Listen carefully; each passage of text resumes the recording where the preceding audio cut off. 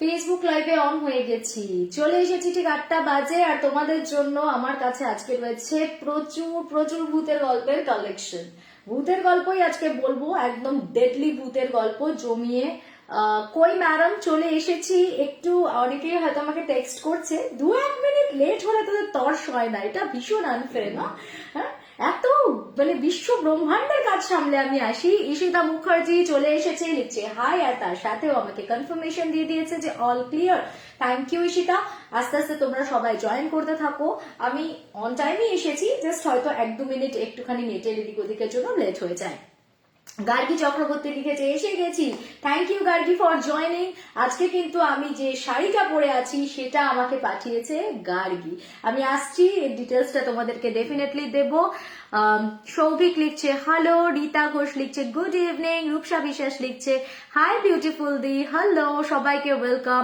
শম্পা চ্যাটার্জি লিখছে good evening Shreya, good evening দিদি। তুমি কিন্তু ফোন করবে আমাকে, ফোন করে তোমার বাকি গল্পগুলো শেয়ার করবে, কথা আছে তোমার সাথে আমার। আচ্ছা, অমৃতাদি লিখছে এসে গেছি। শাশ্বতী মুখার্জি লিখছে শুভ সন্ধ্যা, শুভ সন্ধ্যা। ওকে, তনুশ্রী ব্যানার্জি লিখছে হ্যালো শ্রেয়া, হ্যালো। আর লিখছে দারুণ দারুণ লাগছে, থ্যাংক ইউ। ভয় লাগে যদি তুমি না আসে। ও আমি না না, আমি কথা দিলে কেন আসবো না? আমি আপডেট অনেক সময় আপডেট না দিয়েও বাই চান্স চলে আসতে পারি, কিন্তু আপডেট দিয়েও আসবো না এটা যদি না ভীষণ কোনো এমার্জেন্সি হয়ে যায়, তাহলে এটা হবে না। এক সময় হয়ে যায়, একবার বোধহয় হয়েছিল এরকম, কেউ একটা অসুস্থ হয়ে পড়েছিল। আদারওয়াইজ আমি কিন্তু অলওয়েজ আমার কমিটমেন্ট একদম ফেল করি না, এটা কিন্তু আমি একদম স্ট্রিক্টলি মেনটেন করি। আর এছাড়াও আমি কখনোই আমার দর্শকদেরকে বারবার আমি বলি যে আমি এত বছর ধরে কাজ করলেও আমি তাদেরকে কখনোই ভাবতে পারি না যে টেকেন ফর গ্রান্টেড, যে আমি একটা টাইম দিচ্ছি তারপরে আমি অনেকক্ষণ পরে আসছি, কারণ তারা এসে যদি ফিরে যায় সেটা আমার কাছে একটা বিগ লস। কারণ আমার কাছে তারা ঠিক ততটা মানে আমার থেকেও মানে তারা আমাকে যতটা প্রায়োরিটাইজ করে আমার থেকেও বেশি তারা প্রায়োরিটি। সো বেসিক্যালি আমি একদম অন টাইমে আসার চেষ্টা করি। এবার মানুষ মাত্র, কখনো কখনো তো ভুল ত্রুটি একটু তোমাদেরকে ক্ষমা ঘৃণা করে দিতেই হবে, এটা কিছু করার নেই। আমি কখনো কখনো হয়তো ধরো বাড়িতে বাচ্চাদেরকে খাওয়াতে গিয়ে বা এদিক ওদিক কোনো কাজ হাতে পড়ে গেল বাচ্চাদের, তো তখন আমার একটু লেট হয়ে যায় আর কি। আচ্ছা, পড়াতে পড়াতে চলে এসেছে সুরজিৎ, এটা কিন্তু ঠিক নয়। হ্যাঁ, পড়ানোটা কমপ্লিট করে আসা উচিত ছিল। আচ্ছা, আমার বাস্তু ভিজিটেড গল্প আছে মা কালীর। ওকে, যা গল্প আছে সেটা এখানে না লিখে তোমরা বরং আমাকে 8240840618 এই নাম্বারে কল করে বা ভয়েস করে আমাকে জানাবে, ঠিক আছে? হ্যালো, খুব সুন্দর লাগছে লিখছে অতসী দে। সিরাত লিখছে শাড়ি এবং blouse so nice, looking beautiful as always. Thank you Sirat. আচ্ছা, এবার বলি যে ব্লাউজটা নিয়ে আলাদা করে কিছু বলার নেই। তোমরা অনেকে আমাকে পার্সোনালিও জিজ্ঞেস করো, আমার নিজের ব্যক্তিগতভাবে এই প্যাটার্নটা খুব ভালো লাগে, কারণ আমি এই সামনের দিকের ফ্রন্ট ডিপ ক্লিফ পরতে একদম ভালোবাসি না। তো দ্যাটস ওয়াই আমার যেটা মনে হয় যে আমি এই প্যাটার্ন অফ ব্লাউজটাতে খুব কমফোর্টেবল ফিল করি, আর তাই আমি ম্যাক্সিমাম ব্লাউজে এই প্যাটার্নের পরি, আমার ভালো লাগে জিনিসটা, ঠিক আছে? আর আমি এমনিতেই তো ভীষণ ভীষণ মানে কি বলবো, হেলদি টেলদি একটা মানুষ, যে আমাকে অন্যগুলো পরলে যে খুব ভালো লাগে তাও নয় দেখতে। এনিওয়েজ, সেটা না। আর আজকে আমি যে শাড়িটা পরে আছি, শাড়িটা ডেফিনেটলি ভালো লাগারই মতন। এই শাড়িটা আমাকে পাঠিয়েছে গার্গী চক্রবর্তী। গার্গী তার অঙ্গসজ্জা বুটিকের তরফ থেকে একটা দারুণ সুন্দর আর্ট সিল্ক আমাকে পাঠিয়েছে। এই সিল্কগুলোর স্টার্টিং প্রাইস যাচ্ছে 1150। ইয়েস, 1150। এবার সিল্কের ব্যাপারে আমি কি বলবো, এটাতে নতুন করে কিছু বলার নেই, এটা একটা ট্রেডিশনাল শাড়ি। তো আর্ট সিল্ক থেকে স্টার্ট করে একদম পিওর সিল্ক পর্যন্ত তোমরা যত রেঞ্জে যাবে তত বেটার কোয়ালিটি অফ সিল্ক পাবে। ওর কাছে সিল্ক মার্ক দেওয়া সিল্কও তোমরা অ্যাভেলেবেল পাবে। তো তোমাদের যার যেরকম রিকোয়ারমেন্ট থাকবে তোমরা সেটাই ওর কাছ থেকে নিতে পারো। কিন্তু আমি সবসময় বলি যে আমার ভিউয়ার্সদেরকে দেখানোর জন্য, ডিসপ্লে করার জন্য একটু রিজনেবল বাজেটের কিছু পাঠাতে, কারণ গিফটের জন্য বা এখন সত্যি বাজারে দ্রব্যমূল্য এত বেড়ে গেছে, দামি জিনিস তুমি পেয়েই যাবে, সব জায়গায় চট করে পেয়ে যাবে, কিন্তু মোটামুটি বাজেট ফ্রেন্ডলি কি ভালো জিনিস তোমার কাছে অ্যাভেলেবেল আছে সেটার খোঁজটা আমার মনে হয় দেওয়াটা বেশি ইম্পর্টেন্ট। তো এটা এরকমই একটা সিল্ক অপশন, ভীষণ সফট, সুন্দর কোয়ালিটি, এটাও ঠিক ততটাই, মানে আগের দিন আমি মলমলটা দেখানোর সময় যেরকম বলেছিলাম যে পরার সময় কোনো 2 মিনিট টাইমের মধ্যে পরা হয়ে গেছে, সুন্দর কুচি প্লেট হয়ে বসে যায়, একদম বডি হাগিং শাড়ি, একদম লাইট ওয়েট শাড়ি, মানে কোয়ালিটি যথেষ্ট ভালো। এবার হ্যাঁ, যদি কেউ এটাকে পিওর সিল্কের সাথে কম্পেয়ার করে তাহলে তো সেটা পসিবল না, বাট 1150 তে এক্সেলেন্ট কালেকশন আমি বলবো। এটা যে কোনো কাউকে যদি বিয়ে বাড়িতেও গিফট করা হয়, যে গিফটটা পাবে সে 100% স্যাটিসফাইড হবে, বলবে যে খুব সুন্দর একটা শাড়ি দিয়েছে। তো সামনে একদম বিয়ের মরশুম চলছে, হয় তোমাদের নিজেদের বিয়ের বাজার করা মানে আছে, নিজের বিয়ের বাজার করার আছে, না তো হয়তো গিফট করার জন্য আছে, তো তোমরা যে কোনো পারপাসে এটা পারচেস করতে পারো। একটা যদি অনেক সময় হয় না যে বিয়ের জন্য আমরা অনেক ধরনের শাড়ি কিনি, অনেক সময় আমরা ওই যে বাড়িতে যেরকম দেয় না, ওদেরকে দেয় বা তত্ত্বের শাড়ি যেগুলো দেয়, সেরকম জন্য এটা খুব পারফেক্ট হবে। যাদের কাছে গিয়ে এটা পৌঁছবে নির্দ্বিধায় তারা বলবে যে আমাদেরকে ভালো শাড়ি দিয়েছে। সত্যি ভীষণ ভালো কোয়ালিটি, ভীষণ ভালো একটা রেঞ্জেও 1150 অনলি এটার প্রাইস আছে। আর তার সাথে তো আরেকটা কথা বলেই দেবো যে গার্গি কিন্তু সবসময় বলে, আর এমনিতেইও দেয়, তাও আবার আমাকে স্পেসিফিক্যালি বলে দিয়েছে যে ডিসেম্বরে ওর মায়ের বার্থডে, তো ও এখন সেলিব্রেট করছে আন্টির বার্থডে, আমরা সবাই মিলে সেলিব্রেট করছি। তাই আমার লাইফ থেকে যারা যারা ওর কাছে শাড়ি বুক করবে তাদের জন্য থাকবে ডিসকাউন্ট, আর তার সাথে থাকছে প্রত্যেকটা পারচেজের সাথে সুন্দর সুন্দর গিফটস। তো যারা যারা আমার লাইফ থেকে ওকে যোগাযোগ করবে, ডেফিনেটলি শাড়ি পারচেস করলে ওকে মেনশন করবে যে আমরা শ্রেয়াদি লাইফ থেকে কন্ট্যাক্ট করেছি, তাহলে তোমাদের জন্য অবশ্যই থাকবে অ্যাসিওরড গিফট আর তার সাথে এক্সট্রা ডিসকাউন্ট। ওকে, তো গার্গি আর একটা শাড়ি আমি দেখাচ্ছি, এটা আমি তোমাদেরকে এমনি ক্লোজ ভিউতে দেখাবো বলে একটু হাতে দেখাচ্ছি, কারণ এটা পরে দেখানোর থেকে আমার মনে হয় সামনে দেখানোটা ক্লোজ ভিউতে বেশি ভালো লাগবে। এটা একটা কাতানের উপরে আছে, আমি ডিটেলসটা বলছি। এটা একটা ভেলভেট ফিনিশিং কাতান, দেখো এটার বডিটা তোমরা দেখলে বুঝতে পারবে, এটা একটা ভেলভেট ফিনিশিং কাতান সিল্ক এবং এটা ডুয়েল টোনের উপর আছে।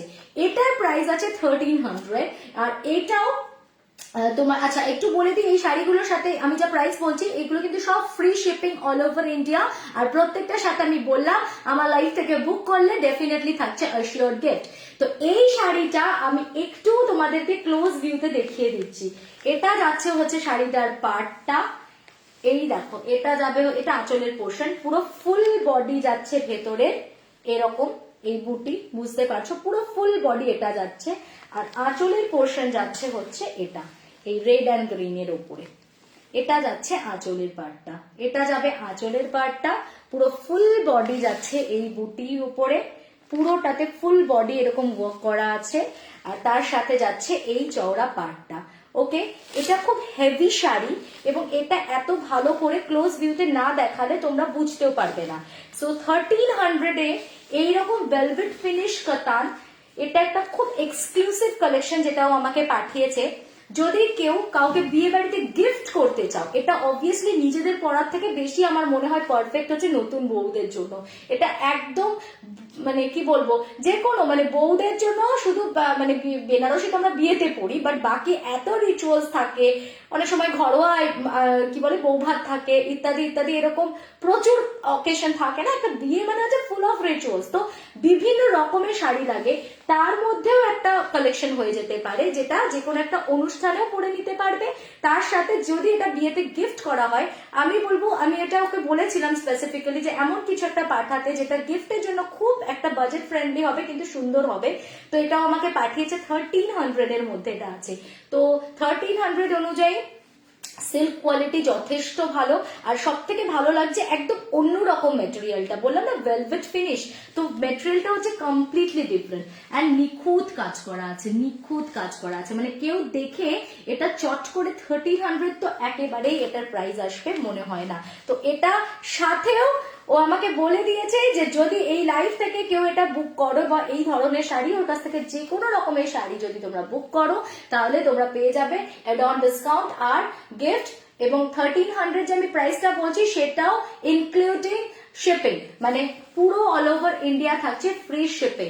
সো এক্সেলেন্ট ওয়ার্ক, দেখলে আঁচলটা এইরকমই রেড এর ওপরে যাচ্ছে, পুরো এই ফুল ওয়ার্কটা যাচ্ছে রেড এর ওপরে, আর পুরো ফুল বডিতে থাকছে এই ওয়ার্কটা, আর তার সাথে যাচ্ছে ব্লাউজ পিস। ভীষণ ভীষণ সুন্দর একটা কালেকশন। তো এই প্রত্যেকটা কালেকশন তোমরা পেয়ে যাচ্ছ গার্গির কাছে অঙ্গসজ্জা বুটিকে।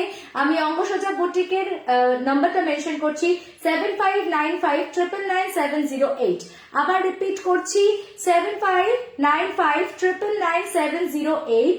গার্গির কাছে একদম মানে রেঞ্জ স্টার্ট হচ্ছে ধরে নাও 1000 অনওয়ার্ডস, 1000 এর ওপর থেকে স্টার্ট করে আপ টু মানে যত হায়ার রেঞ্জে তোমরা যেতে চাও, যে কোনো মানে তুমি বলে না মালবেরি সিল্ক নাও বা তুমি মঙ্গলগিরি নাও বা পিওর সিল্ক নাও, যে কোনো যদি সিল্ক মার্ক দেওয়া অরিজিনাল সিল্ক নিতে চাও সেটাও অ্যাভেলেবেল আছে। তার সাথে যে কোনো ধরনের রেপ্লিকা কপি ভ্যারিয়েশন কিন্তু অ্যাভেলেবেল আছে। প্রচুর ধরনের এরকম বাজেট ফ্রেন্ডলি গিফট আইটেম মানে গিফট করার মতন শাড়িও ওর কাছে অ্যাভেলেবেল আছে। এটা আমি বললাম মানে 1300 এ এটা মানে নেক্সট টু ইম্পসিবল এই শাড়িটা, যদি কেউ মানে কাছে দেখতে তাহলে বুঝতে পারতে। এবং যথেষ্ট ওয়েটও আছে শাড়িটার, heavy but it's totally gorgeous. Okay, so তোমরা আবার বলছি 7595999708 এ যোগাযোগ করতে পারো। আর আরেকটা জিনিস দেখাতে মিস করে যাচ্ছিলাম, এটা হচ্ছে আমার এই শাড়িটার ব্লাউজ পিস। ওকে, এটার সাথেও ব্লাউজ পিস ছিল, এটা হচ্ছে এই শাড়িটার ব্লাউজ পিস। তো যারা যারা ভালো লাগে ব্লাউজ পিস দিয়ে শাড়ি পরতে ভালোবাসো তারা এগুলো ট্রাই করতে পারো। ওকে, সো আর কথা না, এবার চলো গল্পে যাব। সবাই আস্তে আস্তে জয়েন করে নিয়েছে। আচ্ছা, এসবিজি থেকে বলছি আমি মঞ্জুরি। ওকে, না দিদি একদম লাইট ওয়েটের না, এইটা আমার একটু হেভি লেগেছে। এটা যেমন একদম লাইট ওয়েট, সিল্ক তো একটু লাইট ওয়েট হবে, এটা একটু হেভি, বাট এই হেভিটা হবে। এত জারি ওয়ার্ক থাকলে তাতে এইটুকুনি হেভি যদি না হয় শাড়িটা, তাহলে তো মানে এই এতটা জরির কাজ তো হবেই না, না মানে যথেষ্ট হেভি ওয়ার্ক বলে যথেষ্ট সুন্দর শাড়িটা। মানে ইটস নট আ ক্রিটিসিজম, মানে আমি এটাকে কোনো মানে নেগেটিভ অর্থে বললাম না গার্গি যে এটা হেভি ওয়েট, এটা লাইট ওয়েটই, কিন্তু যেটুকুনি একটা জরির কাজ করলে এইটুকু ভারী তো একটা শাড়ি হবে, এইটুকু তো ক্যারি করতেই হবে, তা না হলে শাড়িটা হবে কি করে, সেটা বললাম। শাড়িটা খুব সুন্দর আছে, এক্স্যাক্টলি শাড়িটা ভীষণ সুন্দর। ম্যাম এবারে মিট আপ কোথায় হচ্ছে? এখনো আমি সহেলি কিছু প্ল্যান করিনি, প্ল্যান করলে আমি ডেফিনেটলি একদম কি বলবো অ্যানাউন্সমেন্ট দিয়ে দেবো সময় মতন। তবে আমি কতদূর কি করতে পারবো এখনো I am not sure, because খুব ডিফিকাল্ট, খুবই ডিফিকাল্ট। এইবারে এসবিজি গ্রুপ মিটটা কন্ডাক্ট করা আমার জন্য হয়ে গেছে খুবই ডিফিকাল্ট। এখান থেকে বসে এত কিছু অ্যারেঞ্জ করা, তার আগে আমার ভাইয়ের আইবুড়ো ভাত আছে, তারপরে ওর বিয়ে, তার কেনাকাটা, তার প্রিপারেশন, তারপর আমরা মাঝখানে হয়তো ঘুরতেও যেতে পারি। তো সবকিছু মিলে আমি পুরো খেটে খাওয়া, তো এত কিছুর মাঝে আমি কতটা একটা গোটা মানে পিকনিকটা অ্যারেঞ্জ করতে গেলে আমাকে প্রচুর হেডেক নিতে হয়, তো সেইটা আমি কতটা নিয়ে উঠতে পারবো আমি জানি না। তো দেখা যাক সেটা কি হচ্ছে। দিদি তুমি আজকে না সত্যি ভূতের গল্পের চ্যানেলে আমি লাইভ আসছি না, সেই একটু সমস্যা, সেই সমস্যা থেকেই যাচ্ছে। আমি ফেসবুক লাইভটাই কালকে সকালবেলা এসবিজিতে আপলোড হয়ে যাবে। আচ্ছা, আমার নামটা নিয়েছো, থ্যাংক ইউ, লিখছে Manjuri. You are most welcome. Black তোকে খুব সুন্দর লাগে, লিখছে সঞ্চারী, থ্যাংক ইউ। আচ্ছা, মন্দারমণিতে, হ্যাঁ মন্দারমণিতে একটা প্ল্যান করা যেতেই পারে, কোনো অসুবিধা নেই। ঠিক আছে, এবার গল্পে ঢুকি। হ্যাঁ, অনেকে ওয়েট করছে, আমি আর সময় নষ্ট না করে আগে গল্পগুলো বলে নিই, তারপর আবার প্রচুর আড্ডা মারা যাবে। তো আজকে প্রথম আমি শুরু করব, আজকে আমি স্টক ক্লিয়ারেন্স গল্প বলবো। স্টক ক্লিয়ারেন্স মানে হচ্ছে, এটা আমি আগেও বলেছিলাম একদিন মজা করে, যে যখন কি হয় ধর একটা ডায়েরিতে আমি মেনটেন করছি, তো সেখানে আমার প্রচুর স্টোরি স্টক করা থাকে। এবার একটা ডায়েরি যখন শেষ হয়ে যায়, আমি যখন নতুন ডায়েরিটাতে ঢুকে পড়ি, তখন পুরোনো ডায়েরিটা মানে খুঁজলে, এখনো বোধহয় আমার পুরোনো ডায়েরিগুলো খুঁজলে আরামসে 2টো এপিসোড করে দেওয়া যাবে।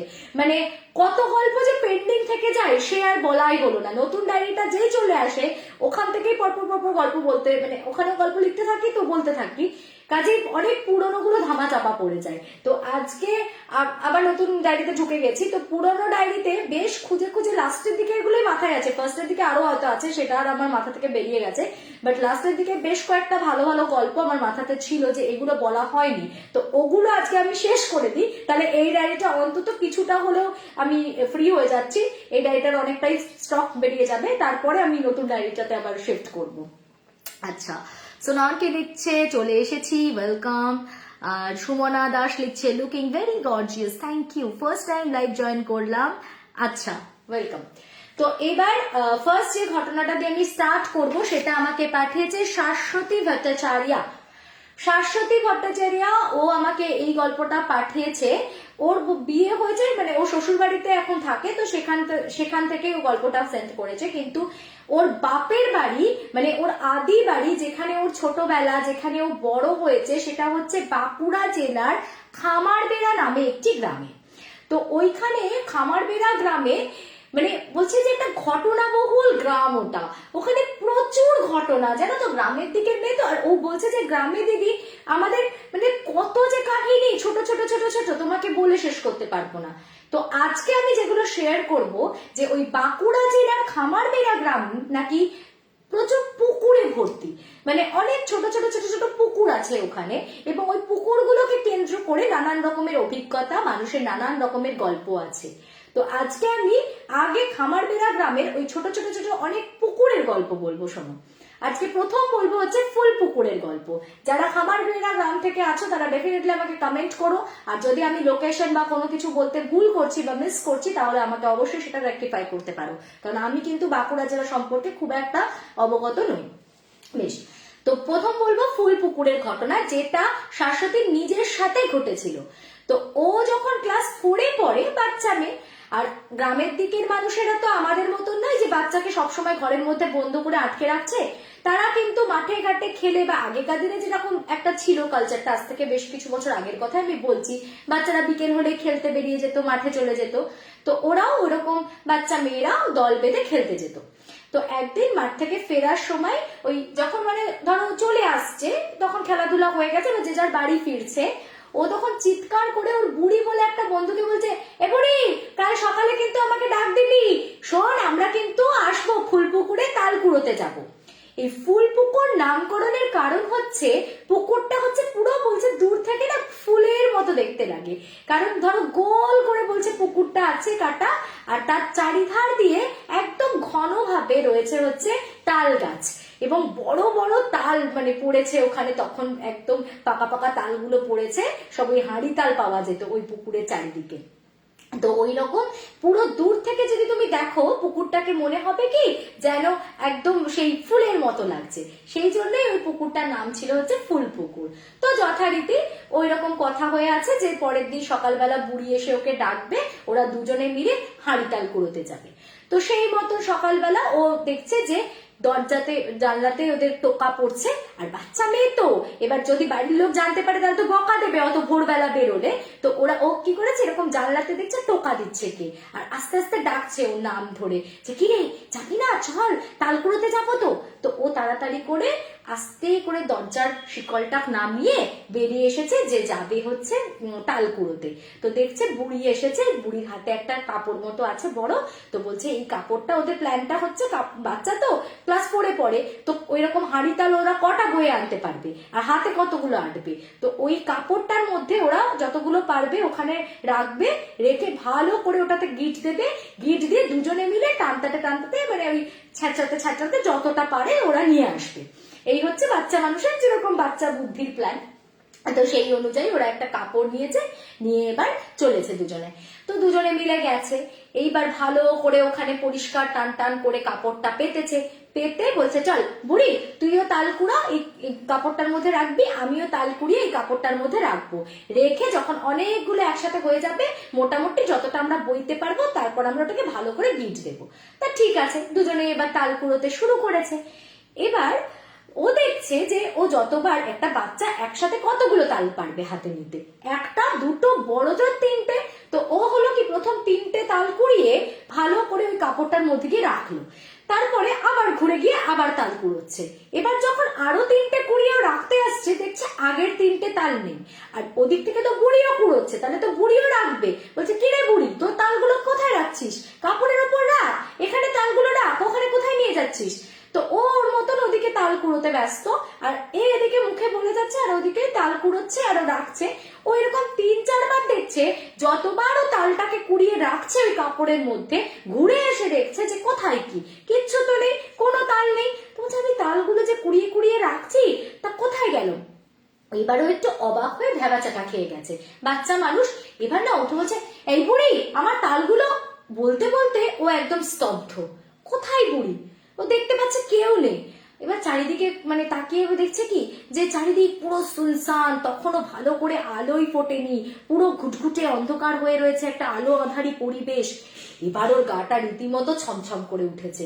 ও বলছে, ও মা, বুড়িটা আমাকে একা ফেলে চলে গেল বলে ও বাচ্চা ভ্যাঁ ভ্যাঁ করে ওখানে কাঁদতে শুরু করেছে। দিয়ে ওখান থেকে কাপড় টাপড় সব ফেলে রেখে দে ছুট, দৌড়ে দৌড়ে দৌড়ে দৌড়ে বাড়ির রাস্তায় ফিরছে। আর মনে মনে ভাবছে, দাঁড়া, বুড়ির এত সাহস, আমাকে একা বোকা বানিয়ে ওখানে ফেলে দিয়ে ভোর রাতে চলে এসছে এরকম একা, আমার ভয় করছে, আমি আজকে দেখি ও বাড়িতে যাই, ওর বাড়িতে গিয়ে তুমুল কাণ্ড করব। তো মনে গজগজ গজগজ করতে করতে কোনোভাবে তো কাঁদতে কাঁদতে ভয়ের চোটে সে দৌড়ে বাড়িতে এসে চুপ করে শুয়ে পড়েছে। তখন তো আর কিছু বলতেও পারবে না, বাড়ির লোক আবার জানতে পারলে সেই নিয়ে বকা খাবে। তখন 7টা 7:30 বাজে। মানে এই ঘটনাটা হয়তো পরে ও এখন ভাবে যে, বলছে দিদি তখন তো ঘড়ি দেখিনি, কিন্তু এখন আমার মনে হয় যতটা টাইম ডিউরেশন তাতে হয়তো 4টে বা 3:30 4টের দিকে ধরো এই ঘটনাটা ঘটেছে। এবার যখন 7টা বাজে, তো গ্রামের দিকে 7টা মানে পুরোই সকাল, তখন মানে সবাই ঘুম থেকে উঠে পড়েছে, বাজার গম গম করছে, সবাই যে যার নিজের নিত্য প্রয়োজনীয় কাজে ব্যস্ত হয়ে গেছে। এবার গেছে বুড়িদের বাড়িতে, গিয়ে বলছে, বুড়ি, এ বুড়ি ওঠ তাড়াতাড়ি। তো তারপর যখন বুড়ি চোখ রগড়াতে রগড়াতে বেরিয়ে এসেছে, বলছে, তুই আমাকে তখন একা ছেড়ে চলে এলি কেন এরম করে? তো ও বলছে কি, একা ছেড়ে? আমি তোকে ডাকলাম কোথায়? আমার তো ঘুমই ভাঙেনি সকালবেলা, আমি তো তোকে ডাকিনি। বলছে, কেন, আমরা একসাথে গেলাম না তালকুড়োতে? বলছে, আমি না তোকে ডেকেছি আর না আমি তোর সাথে তালকুড়োতে গেছি, আমি তো এই মাত্র ঘুম থেকে উঠলাম। এবারও আরো ভয় পেয়েছে। তারপর দৌড়ে গিয়ে ও ঠাকুমাকে এই কথাটা বলেছে, ওর ঠাকুমাকে, যে যেন ঠাকুমা আজকে একটা ঘটনা ঘটেছে, আমি জানি তুমি বকবে, কিন্তু আমার এত ভয় করছে, তোমাকে নেহাত না বললেই নয়। তখন ঠাকুমা বলছে, বল। তখন বলছে যে এরকম বুড়ি আমাকে এসে ডেকেছে, আমি গেছি, তারপর জানো গিয়ে ওখানে যতবার তাল কুড়িয়ে রাখছি দেখি কিছুই নেই, শাড়িটা ফাঁকা। তারপর আমি দেখি বুড়িও নেই, তো আমি ভেবেছি বুড়ি আমায় একা ছেড়ে চলে এসেছে, আমি দৌড়ে পালিয়ে এসেছি। তো তখন ঠাকুমা বলছে যে, মাঠের ধার থেকে কালকে খুব চিৎকার করে জোরে জোরে বলেছিলি না? বলছে, হ্যাঁ গো, আমি জোরে জোরে বললাম শেষে ফেরার পথে যে, বুড়ি সকালে আমাকে ডাক দিবি। বলছে, ওই তো, ওই তখনই শুনেছে। তো অত জোরে জোরে ওইরকম করে তুই ভর সন্ধ্যেবেলা কেন বলতে গেছিস যে ভোরবেলা আমায় ডাক দিবি, ভোরবেলা আমায় ডাক দিবি? ওই জন্য কে না কে তোকে ডেকেছে, ঠিক আছে চল তোকে ঝাড়িয়ে দিই বলে আবার ঠাম্মা ওকে ঝাড়িয়ে দেয়। তো ঝাড়িয়ে দেওয়ার পর এমনি আর ওর কোনো সমস্যাও হয়নি, বা সেদিন যে ওর কোনো বড় বিপদও ঘটেছিল তা না, কে জানি কে শুনে নিয়েছিল যে আমায় ডাক দিবি, এবং সে পুরো ওই বুড়ির যে গলাটা সেইটাকে পুরো সেম ভয়েসটাকে ক্লোন করেই আবার তাকে ডেকেও ছিল। কিন্তু আজও সেই রহস্যের উদ্ঘাটন হয়নি। এই হচ্ছে ওর সাথে ঘটা একদম ফুলপুকুরের একটা অভিজ্ঞতা। তখন ও ক্লাস 4-এ পড়ে। এরপরে আর একটা অদ্ভুত অভিজ্ঞতা, সেটা হচ্ছে সুরি পুকুরের। এটা ওর না, এটা ওর বাবার অভিজ্ঞতা। ওই সুরি পুকুরের পাশেই একটা বড় মাঠ আছে, তো সেই মাঠে কাকু কাজ করতে যেতেন এবং রেগুলারলি ওনাকে ওখানে কাজ করতে যেতে হতো এবং ভোরবেলা যেতে হতো। তো এবার উনি বলতেন যে উনি যখন ভোরবেলা ওই সুরি পুকুরে মানে মাঠে কাজ করতে যান, একদিন প্রথম যখন উনি দেখেছিলেন ভীষণ চমকে গেছিলেন, তারপরে নাকি 3-4 দিন উনি এটা দেখেছেন। তারপর ওনার মনে হয়েছে যে এটা, এই যে আমার বারবার চোখে পড়ছে জিনিসটা ঠিক নয়, আমি আর যাবো না বা দেখবো না। তো তারপর উনি ওই সময়টা যেতেন না, ওই ব্রহ্ম মুহূর্তটাকে মানে ওটাকে কভার করে নেক্সট আর একটু সময় পরে উনি যেতেন অতিবাহিত করে। তো ব্রহ্ম মুহূর্ত যেটা হয় না একদম ভোর রাতের দিকে, তো ওই সময়টাতে উঠে উনি ওই যেতেন হচ্ছে মাঠে কাজ করতে, কারণ তারপরে সারাদিনে ওনার অন্য ব্যস্ততা থাকতো। উনি একদম সেই ভোরবেলা 3টের সময় ঘুম থেকে উঠে পড়তেন, তো উনি ওই সময় যেতেন। উনি দেখতেন মানে প্রথম যেদিন ওনার চোখে পড়ে সেদিন দেখছেন যে সুরি পুকুরের ঠিক মাঝামাঝি জায়গাতে একটা মানে আলোক বিন্দু প্রথমে ছিল, সে আলোক ছটাকটা আস্তে আস্তে আস্তে আস্তে আরো বেশি মানে জ্যোতিটা আরো বাড়তে থাকলো। জ্যোতিটা বাড়তে বাড়তে মনে হলো যেন একটা ফুলের মতন আকার নিচ্ছে। আস্তে আস্তে ক্রমশ একটা পদ্ম ফুলের কুঁড়ির মতন হলো সেই আলোক বিন্দুটা থেকে। আস্তে আস্তে সেই পদ্মের কুঁড়িটা প্রস্ফুটিত হলো, একটা সম্পূর্ণ পদ্ম ফুল হলো।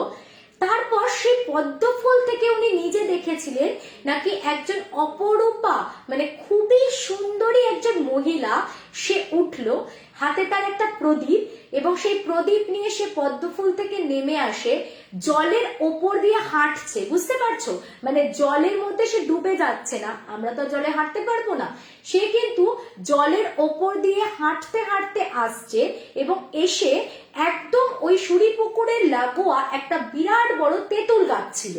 এসে ওই তেঁতুল গাছের ওখানে একটা বড় কোঠর ছিল, ওই কোঠরের মধ্যে ওই প্রদীপটা দিয়ে উনি আরতি করছেন। অনেকক্ষণ, প্রায় 15-20 মিনিট ধরে উনি ওইরকম ওই তেঁতুল গাছের কোঠরে ওইভাবে আরতি করেন, করে আবার ওই প্রদীপটা নিয়ে উনি সুরি পুকুরে নেমে যান, এবং ওই আবার জলের ওপর দিয়ে হেঁটে হেঁটে হেঁটে গিয়ে উনি পদ্ম ফুলের ভেতরে ঢুকে পড়েন। পদ্ম ফুলটা আবার বুঝে সেই কুড়ির মতন হয়ে যায়, এবং পুরো জিনিসটা আবার জলের ভেতরে নিমজ্জিত হয়ে যায়। এই জিনিসটা ওই ভোরের আধা আলো পরিবেশে উনি দেখেছিলেন, মানে তখনও পুরোটা আলো ফোটে না, মানে খুব অবাক করা একটা বিষয়। হয়তো ওটা মানে বোঝাই যাচ্ছে যে পজিটিভ এনার্জি হবে কিছু, কিন্তু 2-3 দিন এই জিনিসটা দেখার পর দাদু রিয়েলাইজ করেছিলেন এই প্রত্যেকদিন এই জিনিসটা দেখা ওনার ঠিক হচ্ছে না, মানে কোথাও ওনার একটা ভাইবস এসেছিল যে উনি কোনো ভুল করছেন। সেটা কেন মনে হয়েছিল দাদুর বলতে পারবো না। তো তারপর থেকে উনি কি করতেন, ওই যে বললাম ওই সময়টা কাটিয়ে দিয়ে তারপর উনি মাঠে যেতেন, মানে উনি তো বুঝতে পেরেছিলেন যে কোন সময় জিনিসটা মিটে যায়, তারপরে উনি যেতেন, তখন আর দেখতে পেতেন না, তখন অনেকটা আলো ফুটেও যেত। তো ওই ভোর মানে একদম ভোরবেলা ব্রহ্ম মুহূর্ত যেটা হয়, ওই সময় উনি কয়েকবার গিয়ে এটা দেখেছিলেন সুরি পুকুরে। আর একটা ঘটনা আছে ওদের ওখানকার তাঁতি পুকুরের ঘটনা। এই তাঁতি পুকুরটা কিন্তু, এই পুকুরের জলও মানে প্রতিষ্ঠিত ছিল নাকি সর্ব শুভ কাজে, মানে ওই খামারবেড়া গ্রামের যত বাড়িতে বিয়ে বলো, পৈতে বলো, অন্নপ্রাশন বলো, সবেতে নাকি ওই তাঁতি পুকুরের জল মাস্ট ছিল, যে ওই জল লাগবেই। এবং ওদের পাশেই নাকি একটা তাঁতি পুকুরের পাশেই মনসা মন্দির ছিল, ওই মনসা মন্দিরে পুজো দিতে গেলে আগে ওই পুকুরে ডুব মেরে স্নান করে তারপরে পুজো দিতে হতো। তো বহুদিন ধরে ওই পুকুরটাকে সবাই রীতিমতো পুজো করে, ওই পুকুরটা আসলে সবার কাছে একটা ব্লেসিংস এর মতন ছিল। তো ইতিমধ্যে কি হয়, ওই পুকুর পাড়ে একটা ছোট্ট বাচ্চাকে বসিয়ে রেখে ওর মা স্নান করতে যায়, এবং কোনোভাবে বাচ্চাটা জলের মধ্যে পড়ে গিয়ে ওই পুকুরে ডুবে মারা যায়। তো ওই বাচ্চাটা মারা যাওয়ার পর থেকে ওই পুকুরের আর একটা ভয়ঙ্কর রূপ প্রস্ফুটিত হয়েছিল। মানে এতদিন তো ওই পুকুরটা সকলের কাছে একটা ব্লেসিংস এর মতন ছিল, ওই পুকুরের জল সর্ব শুভ কাজের জন্য প্রয়োগ করা হতো, ওই পুকুরটা মানে সবার কাছে দেবতার মতন ছিল, মানে পুকুরে মন্দিরে পুজো দিতে গেলে ওই পুকুরে আগে ডুব লাগিয়ে যেতে হতো। এবার যখন কি হলো, সবাই জলে নামতো, স্নান করতো মন্দিরে পুজো দিতে যাওয়ার আগে, অনেকেরই কি হতো, পাটা মনে হতো যেন একটা শক্ত দড়ি দিয়ে বেঁধে কেউ জলের নিচের দিকে টানছে। এবং প্রত্যেকে যখন ওই ইষ্ট দেবতার নাম জপ করতো, করতে করতে কয়েকজনকে ছেড়ে দিয়েছিল, কয়েকজন বেঁচে ফিরেছিল, 2-1জন কিন্তু ওই রকম ওই হ্যাচকা টানে, মানে পুরো পরিষ্কার মনে হতো যেন একটা পাকে দড়ি দিয়ে জলের তলায় বেঁধে কেউ নিচে টানছে। কেউ কেউ কি হতো ওই রকম ওই টানে নিচে ডুবে মারা যেত। তো এরপরে ওই পুকুরটার একটা বিভীষিকাময় রূপ বা একটা পরিণতি হয়। পরবর্তীতে আস্তে আস্তে সবাই যখন ভয় পেতে শুরু করে, ওই তাঁতি পুকুরে লোকজন আগের মতন ওই স্নান করা বা ওখানকার জল ব্যবহার করাও বন্ধ করে দিয়েছিল। কিন্তু ওই বাচ্চাটি মারা যাওয়ার পর থেকে তাঁতি পুকুরে ওই রকম উপদ্রব শুরু হয়েছিল, মানে জলে নামলেই এরকম মনে হতো কেউ যেন পাটাকে শক্ত করে কোনো দড়ি দিয়ে বা কিছু দিয়ে টেনে ধরেছে। তো ওখান থেকে বেরোতে পারতো না, অনেক সবার সাথে এটা হতো না, কয়েকজনের সাথে হতো। কিন্তু আস্তে আস্তে যখন এটা বাড়তে থাকলো, তখন ওই পুকুরটার ব্যবহারই বন্ধ করে দেওয়া হলো। পরবর্তীতে শুনেছিলাম যে ওই পুকুরটা আবার সংস্কার করা হয়েছে, তারপরে সংস্কার করার পরে নাকি আবার ওখানকার জল টল ওরকম ব্যবহার করা হয় ইত্যাদি। বাট এই ছিল হচ্ছে তাঁতি পুকুরের হিস্ট্রি। তো ফুলপুকুর, সুরি পুকুর আর তাঁতি পুকুর তিনটেই হচ্ছে বাঁকুড়ার খামারবেড়া গ্রামে। আমার দারুণ লেগেছে এই পুকুরের ঘটনাগুলো। এরকম আরো প্রচুর ঘটনা এই গ্রামের আছে, সেটা আমরা গ্রাজুয়ালি শাশ্বতীর থেকে জানবো এবং আমি তোমাদের সাথে ডেফিনেটলি শেয়ার করব। তবে আমার এই ইনসিডেন্ট গুলো দারুণ লেগেছিল, তাই ভাবলাম তোমাদের সাথে তো শেয়ার না করলেই নয়। তোমাদের কেমন লাগলো চটপট করে আমাকে কমেন্ট বক্সে জানাবে। আচ্ছা, ভয়ঙ্কর মারাত্মক ব্যাপার, একদমই তাই, খুব দুঃখজনক প্যাথেটিক ঘটনা। ঠিক, তো এরপরে আমি যে ঘটনাটা বলবো এটা আমাকে হাওড়া থেকে পাঠিয়েছে শুভদীপ, ঠিক আছে? হাওড়া থেকে শুভদীপ পাঠিয়েছে। বাচ্চাটি কি নর্মাল ভাবে ডুবে গেছিল নাকি ওটাও কোনো প্যারানর্মাল? না, প্রথম যে বাচ্চাটা মারা গেছিল সে ডুবেই মারা গেছিল। ওর মা ওকে ঘাটে বসিয়ে রেখে, মানে গ্রামের দিকে বাচ্চাদের যেটা হয় আর কি, একটু মায়েরা না কম কেয়ারিং হয়, মানে এই এখানে ওখানে ছেড়ে দিচ্ছে। মানে আমরা হয়তো মানে এখানকার মায়েরা বা আগেকার দিনের মায়েদের মতন এতটা ক্যাজুয়াল নই আজকের দিনে। আজকে আমরা প্রত্যেকেই মানে মায়েরা খুব সতর্ক থাকি বাচ্চাদেরকে নিয়ে, কিন্তু উনি অতটা খেয়াল করেননি। মানে ভাবতেই পারেননি যে বাচ্চাটা পড়ে যাবে জলের মধ্যে। ওকে ওই পাড়ের একটা সিঁড়ির ধাপিতে বসিয়ে খেলনা টেলনা কিছু দিয়ে বসিয়ে দিয়েছিল যে আমি স্নানটা করে উঠে বাচ্চাটাকে নিয়ে চলে যাব। ওটা সামাও ও নিজেই জলে পড়ে যায় এবং ডুবে যায়। তার পরবর্তীতে যে উপদ্রবটা শুরু হয়েছিল সেটা ও মারা যাওয়ার পর থেকে শুরু হয়েছিল। কারণ আমরা জানি ছোট বাচ্চাদের সোল কিন্তু প্রচন্ড পাওয়ারফুল হয় এবং তাদেরকে আমরা কচ্চা কালুয়া বলে থাকি।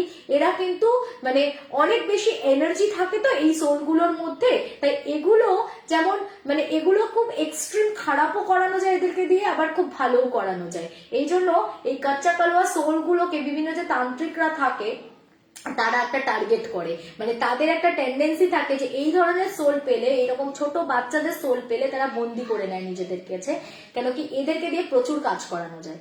তো এটা ওই বাচ্চাটার ডেথটা ওটা নর্মালি হয়েছিল, বাকি যে ডেথগুলো হয়েছিল তারপরে ওই পুকুরে সেগুলোর মধ্যে কিছু প্যারানর্মাল অ্যাক্টিভিটিস ছিল। আচ্ছা, পুনর্জন্মের গল্পটা বলবো। ঘটনাগুলো খুব ভয়ের ছিল দিদি, লিখছে দেবাঙ্ক। ওকে, 3টে ঘটনাই খুব সুন্দর, রাইট? আচ্ছা, তা এরপরে যাব হচ্ছে শুভদীপের ঘটনাটাতে। শুভদীপ এটা আমাকে পাঠিয়েছে হাওড়া থেকে। এই ভূতটার ওপর ট্রাস্ট মি আমার ভীষণ রাগ হয়েছে, ভীষণ রাগ হয়েছে আমার। কেন রাগ হয়েছে আমি এক্সপ্লেন করে বলছি, কিন্তু এই ভূতটার ওপর আমার প্রথম একটা এমন ভূত লেগেছে যে যেটার উপর আমি ভীষণ বিরক্ত হয়েছি রীতিমতো। কেন শোনো, তো এটাও আমাকে পাঠিয়েছে ওর সেজো কাকিমার বাপের বাড়ির ঘটনা। ওর সেজো কাকিমার বাপের বাড়ি হচ্ছে বর্ধমানের চন্দ্রপুর বলে কোন একটি গ্রাম আছে। সেই চন্দ্রপুর গ্রাম থেকে নেমে আরো বেশ খানিকটা জমি, ওই ভেতরে যে আলের রাস্তা থাকে না, ওই রকম আলের রাস্তা দিয়ে অনেকটা ভেতরে গিয়ে তারপরে ওদের বাড়িতে একটা গ্রামের মানে প্রান্ত বলা যায়, একটা শেষ প্রান্তে, মাঠের প্রান্তের দিকে ওদের বাড়িটা অবস্থিত। এবং সেটা একটা মানে যে সময়ের ঘটনা বলা হচ্ছে সেই সময়ও পর্যন্ত কিন্তু এটা তখনও একটা দোতলা মাটির বাড়ি ছিল। তো ওই সেজো কাকিমার এক বোন ছিল, মানে ছোট বোন, সে আর কি কাকিমার থেকে বয়সে অনেকটাই ছোট, আর তার যে দিদি ছিল সে বয়সে অনেকটাই বড়। তো সেজো কাকিমার তখন বিয়ে হয়ে গেছে, তার দিদিরও তখন বিয়ে হয়ে গেছে, কিন্তু তাদের যে ছোট বোনটা ছিল, তারপরে আরো ভাইরা ছিল, এবং একদম ছোট হচ্ছে যে বোনটা ছিল সে তখন ক্লাস 8-এ পড়ে। এবার যখন 8-এ পড়ে, তো সেই সময় স্বাভাবিকভাবে বড় দিদিটার যে বিয়ে হয়েছিল সেই চন্দ্রপুর গ্রামের আরো দুটো পরের গ্রাম, মানে ছোট্ট একটা কোনো গ্রাম হবে, সেই গ্রামের এক্সাক্ট লোকেশনটা আমাকে বলা হয়নি, তো সেই গ্রামটাতে ওই দিদিটার বিয়ে হয়েছিল। স্বাভাবিকভাবে ওর তখন যখন অ্যানুয়াল পরীক্ষা হয়ে গেছে, তো ও ডিসাইড করেছে যে 9-এর ক্লাস স্টার্ট হওয়ার আগে চলো আমরা যাব, ওখানে গিয়ে মজা করবো, কদিন দিদির বাড়িতে থাকবো। এবার ওকে এসে দিদিও নিয়ে গেছে, ও ব্যাগপত্র গুছিয়ে চলে গেছে দিদির সাথে দিদির বাড়িতে। এবং ওখানে গিয়ে ও দিন 15 পরীক্ষার পর দিদির বাড়িতে ছিল, ওখানে খুব এনজয় করেছে, থেকেছে, খুব মজা হয়েছে। যে কদিন ওখানে ছিল খুব এনজয় করে, আর মেয়েটা না ভীষণ লাইভলি ছিল, মিশুক টাইপের ছিল, সবার সাথে খুব গল্প করতো, কথা বলতো, খুব মানে একটা জভিয়াল কাইন্ড অফ। তো তারপরে মেয়েটা যখন ওখান থেকে ঘুরে এলো, মেয়েটা যখন আবার বাড়ি এলো, তার 2-3 দিনের পর থেকে ওর বিহেভিয়ারে অদ্ভুত রকমের চেঞ্জ আসতে শুরু করলো। কিরকম দেখো, প্রথম হলো কি যে মেয়েটা সবার সাথে রীতিমতো ইন্টারাকশনটা কমিয়ে দিল। যে মেয়ে এত কথা বলতে ভালোবাসে, যে মেয়ে এত বেশি ইন্টারাক্টিভ সবার সাথে, সেই মেয়ে আস্তে আস্তে আস্তে আস্তে সবার সাথে কথা বলা ভীষণ কমিয়ে দিল। এবার এটা স্বাভাবিকভাবেই ওদের মানে একটুখানি কি বলবো, সবারই চোখে লেগেছে যে এত কথা বলে, এত একটা লাইভলি অ্যাটিটিউড মেয়েটার ছিল, হঠাৎ কি হয়েছে। এবার বড় মেয়ে ক্লাস 9-এ উঠবে, মানে যথেষ্ট বড়। ওর মা ওকে জিজ্ঞাসা করছে যে হ্যাঁ রে, তুই যে দিদির বাড়ি গেছিলি, তোর সাথে কি কিছু খারাপ ঘটেছে, কিছু হয়েছে, তাহলে আমাকে বল, তুই কেন কথা বলছিস না কেন? তখন মাথা নেড়ে বলছে না কিছু হয়নি। তো দিদিকে ফোন করে জিজ্ঞাসা করা হচ্ছে যে হ্যাঁ রে ও এরকম করছে কেন, চুপচাপ আছে কেন। তো দিদি বলছে, তখন ওই হয়তো দিদিদের বাড়িতে ল্যান্ড ফোন ছিল, এদের বাড়িতে তো ফোনই ছিল না, সেই বুথে গিয়ে ফোন করতে হতো। তো ফোন করতে বলছে যে কি জানি মা, এখানে তো দিব্যি ছিল, বেশ খেলো দিল, মজা করলো আমাদের সবার সাথে, বেশ আনন্দ ফুর্তি করেই তো বাড়ি চলে গেল, ওর তো কিছুই হয়নি, এখানে গিয়ে আবার ওরকম করছে কেন, আমি কি করে বলবো। এবার ও রাত্রেবেলা ওদের ওই মাটির দোতলার ওপরের একটা ঘরে একা শুতো ওই মেয়েটি, ওর ছোট বোনটা। তো ওই ঘরটাতে ওর মা না দু একদিন আওয়াজ পেয়েছে রাত্রেবেলা, ফিস ফিস ফিস ফিস করে যেন কারোর সাথে ও কথা বলছে। তো ওর মা এই কথাটা, ওর এক মাসি থাকতো ওই বাড়িতে, যিনি কিনা স্বভাবে খুব ডাকাবুকো ছিলেন। ওই মাসির নাম হচ্ছে সুমি। সুমি মাসি ছিলেন হচ্ছেন প্রচন্ড মুখরা আর খুব ডাকাবুকো টাইপের। তো ওই মাসিকে বলছে, হ্যাঁ রে ও দরজা বন্ধ করে না রাত্রিবেলা না চুপি চুপি চুপি কথা বলে, কি ফিস ফিস ফিস ফিস করে, জানিস কি করে বলতো ঘরের মধ্যেও। তো তখনকার দিনে তো আর মোবাইল টোবাইল নেই, আজকালকার মা হলে নাই তবু ভাবতে পারতো যে মোবাইলে হয়তো কারোর সাথে ফিস ফিসিয়ে গল্প করছে, এবার লুকিয়ে বোধহয় কোনো মোবাইল কিনেছে। তখন ওই ছোট মোবাইলেরও কোনো চল ছিল না, বললাম না, তখন সে বুথে হালে কালে একটা কারোর বাড়িতে ফোন থাকলে ফোন করতে হতো, ওরকম দিনের কথা বলছি আমি, বেশ কিছু বছর আগের কথা। তো স্বাভাবিকভাবেই উনি বুঝতে পারছেন না যে কি হচ্ছে, রাত্রিবেলা চুপি চুপি কথা। তার সুমি মাসিকে বলে কি, তুই ওকে একটু বল না, আমি দুদিন বলেছি যে আমার সাথে শুবি, তা আমাকে বলেছে যে না আমি তোমাকে নিয়ে শোবো না, আর বেশি কিছু বলতে গেলে রেগে যাচ্ছে, তো বড় মেয়ে, ভালো লাগে না আমার ওর সাথে ওই কথার কচকচানি, তুই বরং যা, তুই গেলে কিছু বলতে পারবে না তোকে, তুই গিয়ে শোতো ওর সাথে। তা সেদিনকে কি করেছে, সুমি মাসি ওর সাথে গিয়ে শুয়েছে। শুয়ে এবার ঠিক ওই মাঝরাতে শুনতে পাচ্ছে ও যেন মানে সারাদিন মেয়েটা কারোর সাথে কথা বলতো না, কিচ্ছু সেরকম খেত না, আস্তে আস্তে খাওয়া কমিয়ে দিয়েছিল, আর ওরকম চুপ চুপ চুপ চুপ ফিস ফিস ফিস ফিস করে যেন কথা বলছে কারোর সাথে। এইবার সুমি মাসি কি করেছে, ওদের ঘরে বোধহয় তখন সবে আর কি বৈদ্যুতিক আলোর ব্যবহার শুরু হয়েছে গ্রামগুলোতে, একটা টিমে ওই ছোট্ট একটা আলো জ্বলতো, ঠিক আছে, যেখানে ও ঘুমোতো ওই মাটির বাড়িতে। তো ওই যেরকম তার দিয়ে আগেকার বাল্বগুলো ঝুলতো ওরকম ঝুলছে। আস্তে করে সুমি মাসি এরকম উঠে টুকি মেরে দেখছে যে চাদর মুড়ি দিয়েও শুয়ে আছে, মানে পুরো ফুল কভার্ড, হ্যাঁ পুরো মাথা শুদ্ধ, মুখ দিয়ে মুখ টুকগুলো ঢেকে ঢেকে, অনেকে থাকে না চাদরটা পুরো মুড়ি দিয়ে নেয়, ওরকমও চাদরটা দিয়ে পুরো মুখটা ঢেকে নিয়েছে, পুরো একদম ফুল কভার। কিন্তু পরিষ্কার বোঝা যাচ্ছে যে চাদরের ভেতরে আরেকজন কেউ আছে, মানে দুটো দিকে মানে দুজন শুয়ে আছে চাদরে, সেটা বোঝা যাচ্ছে, পুরো চাদরে দুজন কেউ শুয়ে আছে। তা মাসি এরকম উঠে যেই বসেছে, বসে এরকম করে দেখছে, হ্যাঁ তো দেখছে কি পুরো দুজন শুয়ে আছে। এবার হট করে কেমন একটা অদ্ভুত ভারী গলা, মানে এত ভারী গলাটা, সেটা কিন্তু অবশ্যই ওই সেজ কাকিমার বোনের গলা ওরকম নয়। হট করে বলছে কি, সুমি তুই এখনো ঘুমোসনি, ঘুমো, তুই কেন জেগে আছিস, এরকম ভাবে একটা জোরে হুমকি দিয়ে কথা বলেছে। এবার মাসির একটু একটু ভয়ও লাগছে, চুমা আমাকে এরকম সুমি বলে তেড়ে উঠলো, আমাকে তো এরকম ভাবে ও কখনো ডাকে না, তাহলে ও এরকম তেড়ে উঠলো কেন আমার দিকে, যে সুমি তুই এখনো ঘুমোসনি, এরকম ভাবে চিৎকার করে উঠেছে। আর একটু থতমত খেয়ে গিয়ে মাসি কি করেছে, আবার এপাশ ফিরে শুয়ে পড়েছে।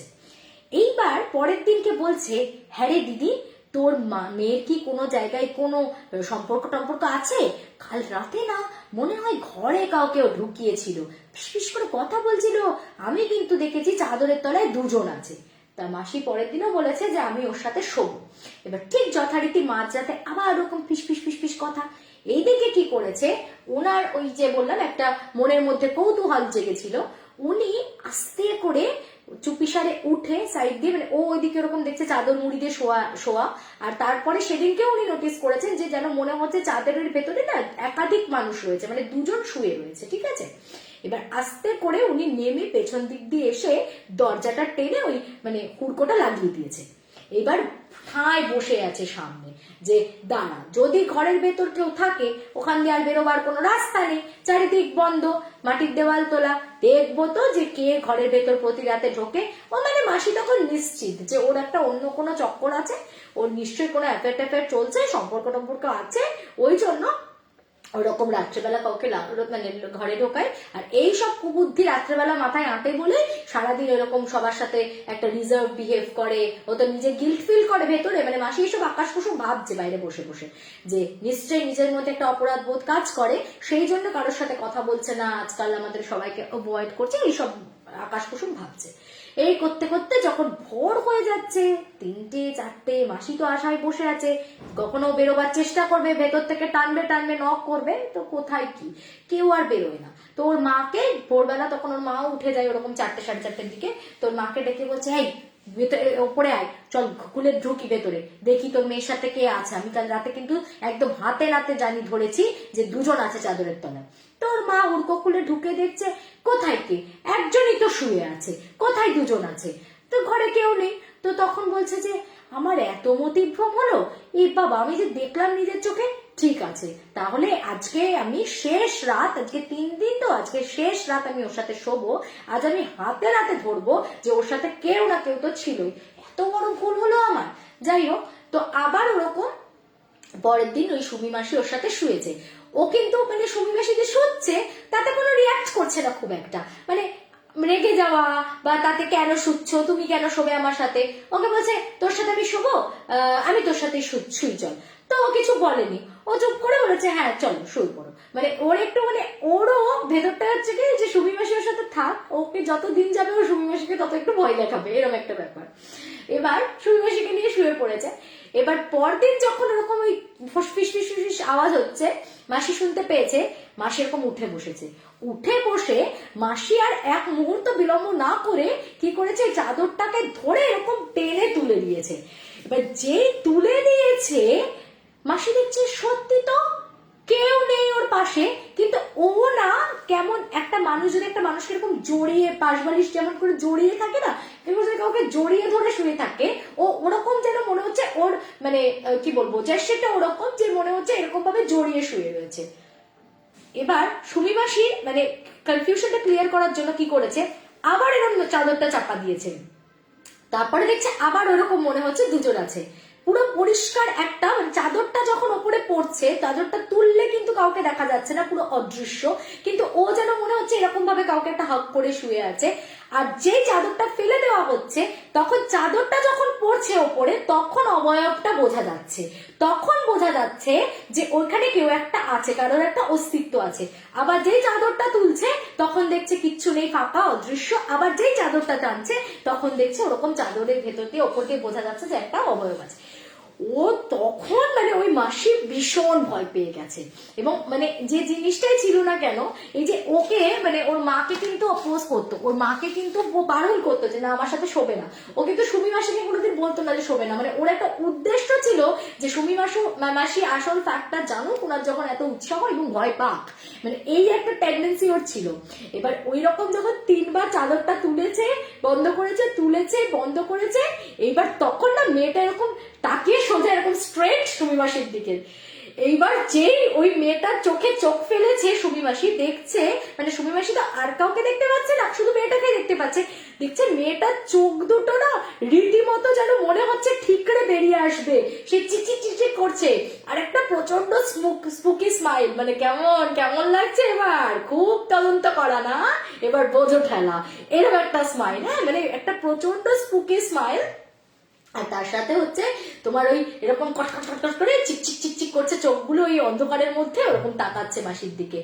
মাসি তো ওরে বাবা গো, ওরে মা গো করে চিৎকার করে কোনো মতে ঘর থেকে বেরিয়ে এসে সামনেই ফেন্ট হয়ে পড়ে গেছে। এবার স্বাভাবিকভাবে নিচ থেকে আওয়াজ টাওয়াজ শুনে তাড়াতাড়ি করে তো সবাই এসেছে, চোখে মুখে জল দিতে বলে, ও দিদি এ কোনো সাধারণ মানে ঘটনা নয়, ওকে তাড়াতাড়ি গুনিনের কাছে নিয়ে চলো, ওকে কেউ ধরেছে, তাড়াতাড়ি নিয়ে চলো। তো তারপরে মাসির কথা শুনে সবাই বলে তো মারাত্মক ঘটনা, বলে হ্যাঁ ও মানে ইচ্ছা করে ওকে ভয় দেখাবে বলেই কিন্তু ও সুমি মাসিকে অ্যালাউ করেছিল, কিন্তু কারণ ওকে বিরক্তিও দেখায়নি। আর যেই ওরকম 3বার করেছে, রীতিমতো ওকে দেখে মানে এটা মানে খুব প্রাউড স্মাইল, যে কি কেমন লাগছে, এবার কেমন লাগলো, এরকম একটা ব্যাপার। তো তারপরে যখন ওকে একজন গুণিনকে আনা হয়, তাকে এবার তো নিয়ে বসেছে ঝাড়াতে। প্রথমে তো কিছুতেই বলবে না যে কে কি বৃত্তান্ত, তারপরে পুরো বাড়িতে সর্ষে ছড়াচ্ছে, ওর গায়ের মধ্যে এরকম হলুদ সর্ষে সমস্ত কিছু ছড়াচ্ছে। তো তারপরে অনেকক্ষণ পরে ও একটা নাম বলেছিল, যে নামটা ওরা রিলেট করতে পারে। ওই যে দিদির বাড়িতেও ঘুরতে গেছিল না 15 দিনের জন্য, ওই দিদির মানে তার বিয়ের আগে মারা গেছে এরকম একজন দেওর ছিলেন। তো ওর দিদিকে জিজ্ঞাসা করাতে পরে ওরা জানতে পারে এই বিষয়ে যে ওর দিদির একটা দেওর ছিল, সে কিন্তু মারা গেছে, মানে ওর দিদির বিয়ের আগেই মারা গেছে, একটা ইয়াং দেওর ছিল। তো সেই ছেলেটা যখন ও ঘুরতে গেছে এর প্রতি আকৃষ্ট হয়েছে। তো এটাকে আমরা কালপুরুষ বলতে পারি, কারণ এরকম ইয়াং কোনো অতৃপ্ত আত্মা, যেটা খুব মানে অতৃপ্ত ছেলের আত্মা, যেটা মেল সোল আর কি, এটা অনেক সময় কি হয় কোনো বাড়িতে এরকম আটকা পড়ে যায় এবং পরবর্তীতে কোনো মেয়েকে দেখলে সে যদি সেই মেয়েটির প্রতি তার যে অতৃপ্ততা ভেতরে তো একটা আছেই না, তো সেই যে একটা আর্জ আছে ওর ভেতর থেকে, তো সেইখান থেকে যদি কোনো মেয়ের প্রতি আকৃষ্ট হয়, তো একবার যদি তার নজর পড়ে যায় এটা কিন্তু খুব খারাপ। বলে কালপুরুষ কিন্তু সারা জীবনেও কিন্তু ছাড়ে না, এর একটা এফেক্ট কিন্তু সারা জীবন একবার কারোর উপর নজর পড়লে থেকে যায়। তো তারপরে ওই কালপুরুষেরই মানে একটা নজর ওর ওপর পড়েছিল এবং সেটা আর কেউ নয়, সেটার নামটা যখন বলেছিল তখন বলেছে যে এটা কিন্তু ওর সেই দিদির মানে বিয়েরও আগে মারা যাওয়া সেই দেওর, সেই দেওরটা। তার মানে ওরা কিন্তু এত বছর ওই বাড়িতে আছে, কেউ কোনোদিন কোনো উপদ্রব ফেস করেনি, কেউ কোনোদিন কোনো ভৌতিক ঘটনার অভিজ্ঞতা সঞ্চার করেনি। তো ওরা শুনে অবাক হয়ে গেছে, ওরা বলছে যে আপনারা আমরা কি বলছেন, এটা আমরা ভাবতেই পারছি না, কারণ আমরা এত বছরও মারা যাওয়ার পর বাড়িতে আছি কিন্তু কোনোদিন আমাদের সাথে তো কিচ্ছু ঘটেনি, তাহলে ওর সাথে এরকম কেন হলো? তো তখন ওই গুণিন বলছে যে ও যখন যায় ওর প্রতি ওটা আকৃষ্ট হয়, ওটা ওই বাড়িতেই ছিল কিন্তু কোনোদিন নিজের বাড়ির লোকেদের কোনো ক্ষতিও করেনি, কোনো খারাপও করেনি বা কোনো কাউকে কোনো অ্যাটাকও করেনি, কিন্তু ওর মানে একে দেখে এর প্রতি আকৃষ্ট হয়ে এর সাথে ও চলে এসেছে। এবং এর একবার যখন এর উপর নজর পড়ে গেছে তাহলে কিন্তু এর জীবনে প্রচুর মানে সমস্যা আসবে।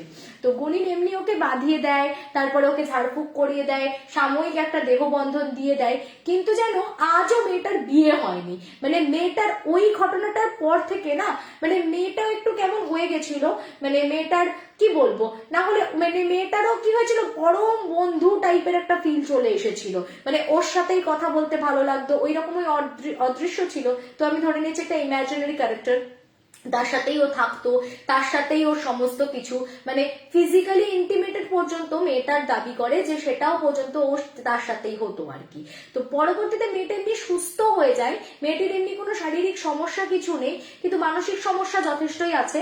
এবং শুধু তাই নয়, মেয়েটার প্রচুর চেষ্টা চরিত্র করার পরেও কিন্তু এখনো পর্যন্ত ওর কোনো বিয়ে থা কিছু হয়নি। আজকে সেটা এত বছর হয়ে গেছে, তো এখন ওর বিয়ের বয়স পেরিয়েও গেছে, তো এখন আর ওর বিয়ে হওয়ার কোনো চান্সও নেই। যাই হোক, তো এই হলো ঘটনা। তো মানে ওই কালপুরুষের দৃষ্টি ওর ওপর পড়েছিল এবং যার পরিণাম হিসাবে আজ মানে মেয়েটার কি হলো, জীবনটা খুব ছন্নছাড়া হয়ে গেল। তো এখনো সেই জিনিসটা ওর সাথে আছে কিনা, মানে দিন অনেক পেরিয়ে গেছে, তো এখন ওর বয়সও হয়ে গেছে, তো কেউ আর অত খোঁজ খবরও রাখে না। হ্যাঁ, আগে যেমন একটা কিউরিওসিটি ছিল, সবাই খেয়াল রাখতো যে কারোর সাথে ফিসফিসে কথা বলছে কিনা, কিছু করছে কিনা। এখন আর সেসব নিয়েও কারোর অত মাথা ব্যথা নেই, তো ওর মতন থাকে আর কি, ওই বাড়িতেই আছে। তবে বাকি part of this normal life lead করে, কারোর কোনো সমস্যাও ক্রিয়েট করে না, নিজের মতো নিজে থাকে, দ্যাটস ইট। আচ্ছা, হ্যাঁ, এই হচ্ছে ভুতুরে লাভ স্টোরি।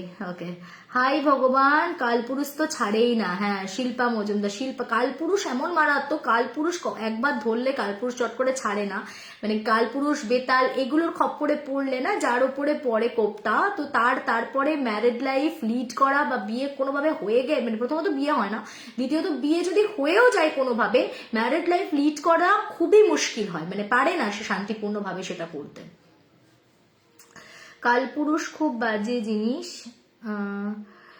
এর আগেও খুব বাজে কালপুরুষের ঘটনা বলেছিলে। হ্যাঁ হ্যাঁ, ঠিক ঠিক, আর আগে আমি অনেকগুলো কালপুরুষের ঘটনা বলেছি। আমিও হাওড়াতে থাকি দিদি ভাই, দেখছে অপসরা, এই ঘটনাটা। হ্যাঁ, এবার বলি যে আমার কেন রাগ হয়েছে এই ভূতটার উপরে। এই জন্যই রাগ হয়েছে, তুই যা করবি কর, মানে ওর জন্য মেয়েটা কিরকম ফোকটা কেসটা খাচ্ছিল বলতো, এটা কোনো মানে হয়? মানে যে কিছু করছেই না, শুধু শুধু তার কিরকম লেভেলের বদনামি। হ্যাঁ, তুই যা করবি কর, কিন্তু অন্তত পক্ষে মানে এমন ভাবে অন্যান্য কালপুরুষরা কি ভৌতিক অ্যাক্টিভিটি করে, মানে তাতে সে অ্যাবনর্মাল কিছু বিহেভিয়ার করে বা এমন কিছু করে যাতে মানুষ বুঝতে পারে যে ওকে ভূতে ধরেছে। বাট এই তো সেরকম কোনো অ্যাক্টিভিটি করে না যাতে মনে হবে যে ভূতে ধরেছে, কিন্তু এমন কিছু একটা করে যেটাতে মেয়েটা একদম ফোকটে মানে যাতা ভাবে কেস খাচ্ছে। মানে এই জিনিসটা আমার একদম ভালো লাগেনি ভূতটার, যে আবার কি শুধু শুধু একটা মানে বাচ্চা মেয়ে, সে কিছু করলো না, নিষ্পাপ একটা ভালো মেয়ে, তাকে শুধু শুধু একেবারে মানে কি বলবো তার নাম বদনাম হলো আর তারপর তার লাইফটা ডিস্ট্রয় করে দিল। একদম বাজে ভূত এটা, একদম বাজে ভূত, পিচ্ছিরি একেবারে। এটা রোম্যান্টিক ভূত, এটা মনে হলো রোম্যান্টিসিজম। কেউ কাউকে ভালোবাসলে তার প্রতি যদি এতটুকু রোম্যান্টিক ফিলিং থাকে, সে তার এত বড় ক্ষতি করতে পারে? এটা কিসের রোম্যান্স? এগুলো হচ্ছে লাস্ট, বলে না লাস্ট, কালপুরুষের লাস্ট থাকে, রোম্যান্স থাকে না। আচ্ছা, সম্পাদি লিখছে সাউন্ড আসছে না, তাই আরেকজন কেউ কমেন্ট করো তো, আমি বুঝতে পারছি না। কি সাংঘাতিক ঘটনা গো, বিনা কারণে মেয়েটির জীবনটা নষ্ট হলো। একদম ওকে, অসুবিধার কিছু নেই, আমার অলরেডি এখানে তো লাইভ হয়ে গেছে, আমি তাহলে ইউটিউবে সুইচ করে যাব যদি দেখি এখানে আর কন্টিনিউ করা যাচ্ছে না। আচ্ছা, কেউ লিখছে, ঈশিতা লিখছে না তো সব ওকে। না তাহলে সম্পাদি তোমার কোনো নেটওয়ার্কের ইস্যু হচ্ছে। হ্যাঁ, তাহলে বোধহয় তোমার নেটওয়ার্কের কোনো ইস্যু হচ্ছে। দিদি কমেন্ট করলাম, রিপ্লাই করলে না, লিখছে অঙ্কিতা মান্না অনু। আচ্ছা, আমি দেখিনি বাবা, আমি খেয়াল করিনি, মিস করে গেছিলাম। আচ্ছা, গল্প তো দারুণ আর তোমার ব্লাউজটাও দারুণ দেখতে, লিখছে মৌসুমি প্যারিস। আমার এই স্টাইলটা এখন মানে এটা আমার এখন স্টেটমেন্ট স্টাইল হয়ে গেছে, আমি খুব পছন্দ করছি এবং আমাকে এটাই স্যুট করে, তো আমি এখন সব ব্লাউজ এরকমই বানাই। ওকে, তোমরাও ট্রাই করতে পারো, খুব ভালো, মানে খুব কমফোর্টেবল জোনটা। মানে অনেকে থাকে, কারণ আমি তো যেহেতু চুল আমার ছাড়া থাকে, আমার এমনিতে ব্যাক নিয়ে কোনো খুব একটা ফ্যাসিনেশন নেই, সামনে আমি খুব একটা ডিপ কাটস পছন্দ করি না, সো একটা স্মার্ট লুক ক্যারি করতে খুব হেল্প করে এটা। আচ্ছা ঠিক আছে দিদি, নো প্রবলেম, লিখছে মনীষা। কিসের ব্যাপারে আমি বুঝলাম না ঠিক। দীপার্ঘকে অনেকদিন পরে লাইভে দেখলাম, থ্যাংক ইউ। নেত্রলিখা লিখছে যে ও আচ্ছা আচ্ছা, হ্যাঁ হ্যাঁ হ্যাঁ, সাউন্ডের ব্যাপারে বলছে। সত্যি মেয়েটার লাইফটা নষ্ট হয়ে গেল। ওকে, সো এখানে তো অনেকগুলো গল্প হয়ে গেল, আমি এখান থেকে এবারে যাব হচ্ছে ইউটিউবে। তোমাদেরকে একবার বলে দিই, আগের দিন যখন আমি কমেন্ট করতে বলেছিলাম, তারপরে দেখলাম সত্যি ভূতের গল্পে এমন অনেক সদস্যরা কমেন্ট করেছে যারা বলছে যে দীর্ঘদিন ধরে এসবিজির সাথে আছি, এসবিজি শুনছি, কিন্তু সত্যি দিদি কমেন্টটা করে ওঠা হয় না। তাই সবাইকে রিকোয়েস্ট করবো, যারা যারা আমার লাইভ পরে রেকর্ডেড ভিডিও শুনবে, পুরোটা শোনা হয়ে গেলে প্লিজ ড্রপ আ কমেন্ট যে তোমাদের কেমন লাগলো আর কি কি ধরনের গল্প তোমরা শুনতে চাও। তোমাদের কাছে যদি কোনো ভালো কালেকশন থাকে আমাকে 8240840618 এই নাম্বারে তোমরা চাইলে শেয়ারও করতে পারো। আর তার সাথে যদি তোমাদের ভালো লাগে তাহলে সত্যি ভূতের গল্প এন্ড শ্রেয়া সেনগুপ্ত আচার্য ব্লগস আমার এই দুটো চ্যানেলে সাবস্ক্রাইব করে নেবে। আরো একটা কথা, আজকে আমার চ্যানেলে একটা প্রচুর ভয়ানক লেন্দি, বিশেষ করে অনেকেই একটা রিকোয়ারমেন্ট থাকে যে দিদি ছোট ছোট গল্পের একটা আলাদা মজা, আর একটা বেশ দীর্ঘদিন ধরে চলেছে এরকম একটা লেন্দি গল্প শুনতে অনেকে ভালোবাসে।